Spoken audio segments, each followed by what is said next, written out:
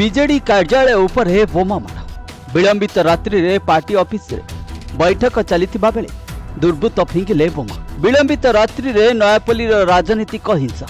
नयापल्ली गड़साई स्थित BJD party office सम्मुख में बोमामाड़ होईछि। यहाँ पर दुर्बृत्त फेरार हो जाइछन्ति। तेबे केही मृताहत होई नांति, किंतु गोटिए बाइक संपूर्ण जली जाइछि। घटना पर नयापल्ली रे उत्तेजना प्रकाश पाइछि।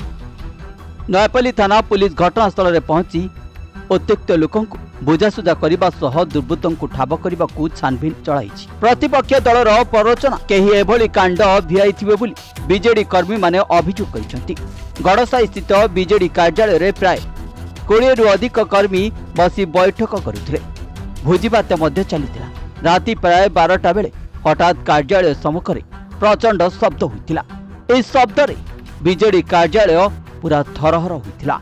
विस्फोरण तीव्रता एते अधिक थिला जे समग्र अंचल थरी उठिथिला। यहाँ पर आज घटना अनुध्यान करुछि पुलिस। भुवनेश्वर ज्योति प्रकाश पति रिपोर्ट, प्रतिदिन टीवी। महिला को सुरक्षा पाई दरकार निरंजन, आमर नियुक्ति पाई दरकार निरंजन, आम परि युवगोष्ठी मानक उन्नति पाई दरकार निरंजन, भंडारी पोखरी निर्वाचन मंडली उन्नति पाई दरकार निरंजन।